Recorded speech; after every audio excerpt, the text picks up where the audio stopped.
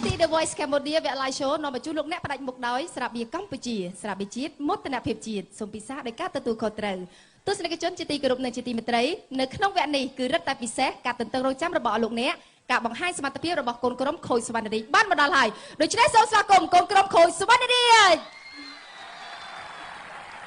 ចង់ដឹងថាពួកគេទាំង3រូបមានអ្វីដែលប្លែកចង់ចែករំលែកជូនទៅដល់អស់លោកអ្នកចង់ធ្វើយ៉ាងណាដើម្បីតាក់ទាញប្រជាប្រិយភាពពីសំណាក់ទស្សនិកជនបានដូច្នេះសូមទស្សនាដូចតទៅ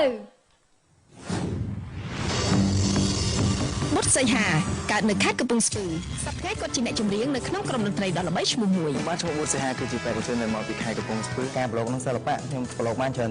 ឆ្នាំហើយនៅក្នុងវគ្គ Double Line Audition កៅអីចំនួន3បានវិលទៅរកសីហាតែពេលនោះគាត់សម្រេចចិត្តចូលរួមជាមួយនឹងខូចសវណ្ណរីខ្ញុំចង់បានគឺបងឆោយសវណ្ណរីគាត់ហើយក៏ជាសម្លេងមួយដែលនៅក្នុងក្រុមរបស់ខ្ញុំបន្តទៀតនៅក្នុងវគ្គ The Battle សីហាធ្វើបានយ៉ាងល្អគាត់បានយកឈ្នះបេក្ខជនដល់ពី2រូបគឺមកវិញ្ញាណនិងរស់ស្រីសុភាដែលមានលក្ខណៈសម្បត្តិសមជាតារាចម្រៀងសីហា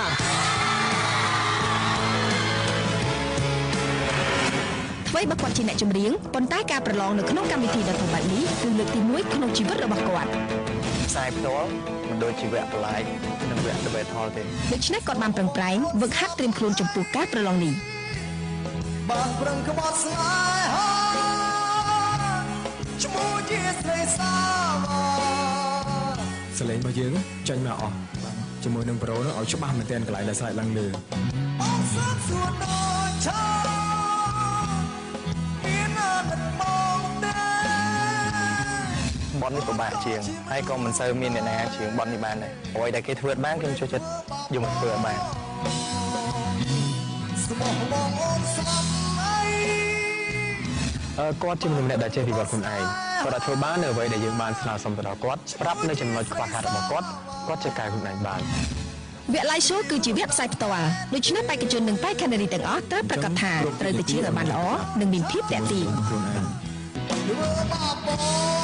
ចំពោះចម្រៀងបទដែលខ្ញុំបានបកស្រាយនៅវគ្គ Live Show នេះខ្ញុំសង្ឃឹមថាទស្សនិកជនទាំងអស់នឹងគាំទ្រដល់រូបខ្ញុំបាន Voice Cambodia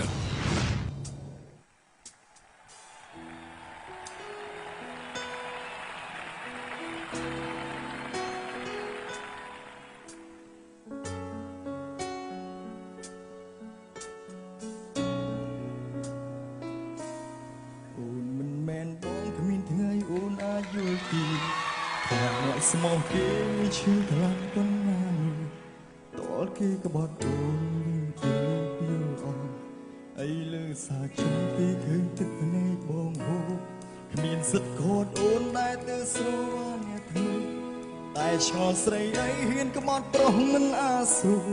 អូនជាស្រីសោះមិនធ្វើខ្លួនឲ្យថ្លៃថ្នូរជាតិណាបានបដូរធ្វើជាមនុស្សស្មោះដូចគេស្មោះបងអូនស្លាប់អីបានប្រឹងក្បត់ស្នេហាឈ្មោះជាស្រីសាវ៉ាពីរោះណាស់មែនទេបងស្លាប់សួរដូចឆាមានអត់បងទេអូនក៏ជាមនុស្សដែរមិនได้ធ្វើបាបបងធ្វើបាបបង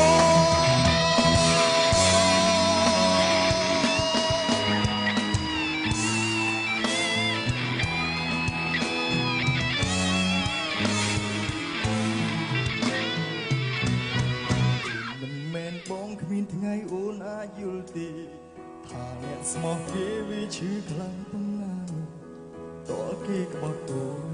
ធ្វើពីល្អអីលើសាចំពីឃើញទឹកភ្នែកបងហូរស្មោះបងអូនស្លាប់អីបានប្រឹងក្បត់ស្នេហាឈ្មោះជាស្រីសាវ៉ាពីរោះណាស់មែនទេ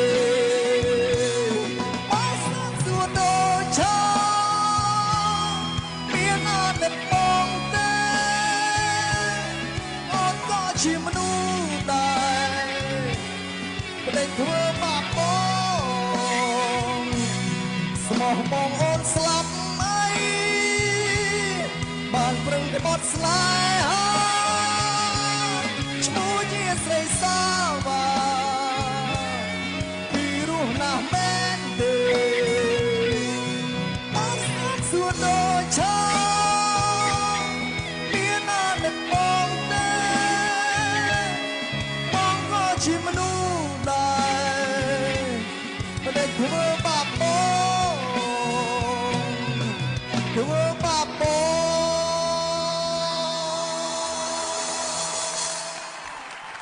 អូយចាបុត្រសីហានៅក្នុងពេលនេះពិតជាធ្វើយើងទាំងអស់គ្នាទ្រាំនឹងផ្ទះដៃខោកញ្ជ្រៀវនៅក្នុងស្ទូឌីយោផ្សាយរបស់យើងមិនបានឡើយចាតែពិតចង់ប្រាប់ថាវាអត់ស្លាប់ទេប៉ុន្តែចង់ក្បត់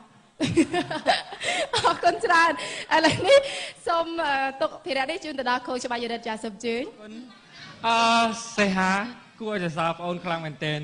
ដោយសារបទនេះគឺជាបទមួយដែលត្រូវប្រើសម្លេងតឹងខ្លាំងមែនទែនហើយជាទូទៅគឺកន្លែងដែលស្រួលស្រួលនោះគឺតិចជាងកន្លែងដែលពិបាកមានន័យថាកន្លែងដែលតឹងហ្នឹងគឺច្រៀងសឹងតាពីដើមដល់ចប់ចំពោះបងអូនគឺមានសមត្ថភាពគួរឲ្យស្ងើចសរសើរជាពិសេសកន្លែងដែលស្រែកតឹងហើយ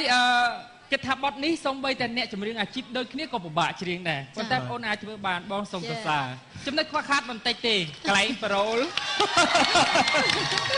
បាទកន្លែងប្រូលដែលថាបងសូមសួរដោយឆោតកន្លែងដែលប្រើពាក្យពីមកថាបងសុំហ្នឹងបងគិតថាប្អូនមានចំណុចខ្វះខាតកន្លែងហ្នឹងប្អូនខ្លួនឯងក៏ដឹងដែរបងជឿថាអញ្ចឹងយ៉ាងណាមិញនៅក្នុងពេលនេះបងសរសើរក៏ពិតមែនក៏ប៉ុន្តែបន្ទាប់ពីសរសើរគឺជូនពរមួយទៀតឲ្យទទួលបានការវោតឲ្យច្រើនពីទស្សនិកជនអរគុណចាអរគុណច្រើនឥឡូវនេះសូមជើញខូចកញ្ញាចាសូមសរសើរសីហាបទចម្រៀងរបស់នេះដូចបង្រិនបាននិយាយមែនអញ្ចឹងខ្ញុំយល់ស្របថាបទនេះគឺតឹងមែនតើស្ទើរតែពីដើមដល់ចប់ប៉ុន្តែខ្ញុំពេញចិត្តសម្លេងធូររបស់សីហាមិញនេះគឺថាតាមពិតសីហាមានសម្លេងធូរហ្នឹងអាចមានសម្លេងប្រើប្រាស់ថ្មីមួយទៀតក៏ប៉ុន្តែចាហើយសម្លេងរបស់គាត់អាចបត់បែនបានសូមកន្លែងធូរអត់មានស្ទើរសោះច្រៀងដល់ណោតចូលតង់និយាយទៅបរោះហ្មងនេះខ្ញុំចូលចិត្តសីហាពិតជាសូមសរសើរចាអរគុណហើយក៏ជូនពរសីហាផងណាសូមឲ្យឆ្លងផុតនៅវគ្គនេះអរគុណច្រើនសូមម៉ាត់សូមម៉ាត់ណាឡូយសូមសរសើរអរគុណអរគុណហើយសរសើរដល់ខូចសវណ្ណរាជទៀតចាឡូយចាអរគុណនេះសូមជើញខូចសវណ្ណរាជចាអរគុណសីហាដែលបងអូនធ្វើឲ្យខូចរបស់យើងទាំង3នាក់លើកមេដាយហើយក៏សរសើរបងអរគុណដល់ខ្លាំងមែនទែនហើយពេលដែលបងបានរើសបទចម្រៀងមួយបទនេះ